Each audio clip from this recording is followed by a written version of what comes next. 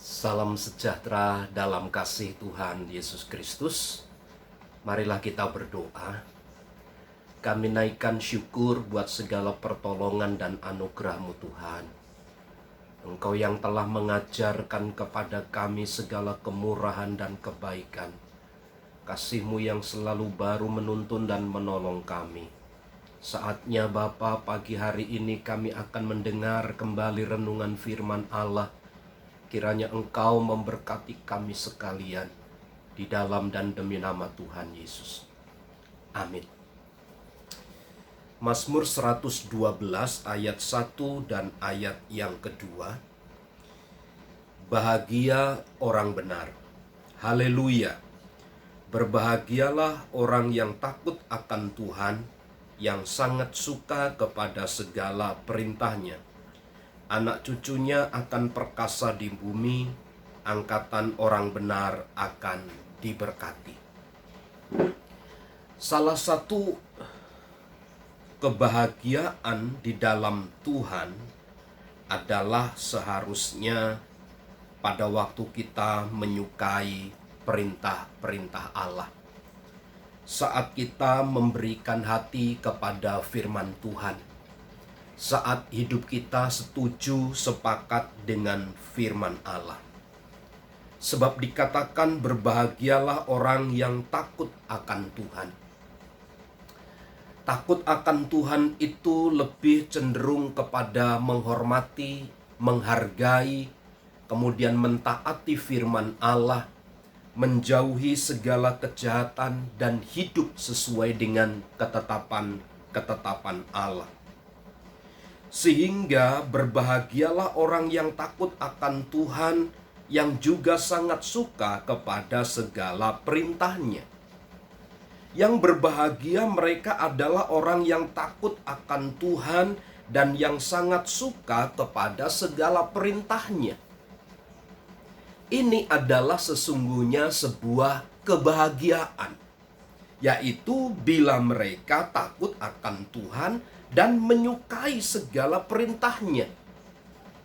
Perintah Tuhan itu menjadi sebuah kesukaan. Firman Allah itu dijadikan sebagai pondasi dasar untuk dapat dilakukan dengan baik. Ada dampak, ada akibat yang kemudian menyertai bagi orang-orang yang takut akan Tuhan dan suka kepada segala perintahnya. Tidak hanya mereka disebut sebagai orang yang berbahagia, tetapi juga anak cucunya akan perkasa di bumi. Angkatan orang benar akan diberkati. Anak cucunya akan perkasa di bumi. Generasinya, anak cucunya akan menjadi berkat.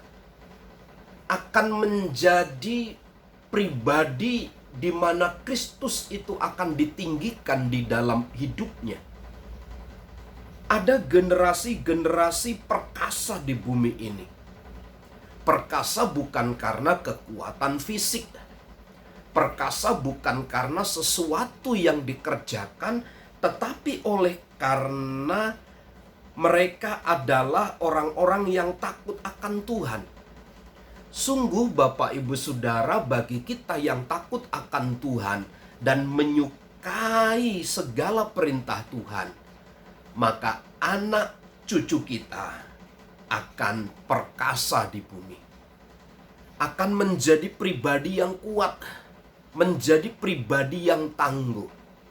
Dari sini kita dapat melihat kekuatan generasi kita terletak pada kita sebagai orang tua yang takut akan Tuhan dan menyukai segala perintah-perintah Tuhan. Disebut sebagai orang yang benar dan mereka akan diberkati oleh Tuhan. Cukup mudah sebenarnya konsep firman Allah untuk menjadi generasi yang perkasa, generasi orang-orang yang benar yang diberkati oleh Tuhan. Dimulai dari siapa? Dari kita sebagai orang tua. Saat kita takut akan Tuhan dan sangat suka kepada segala perintah Tuhan, maka generasi kita menjadi generasi yang perkasa.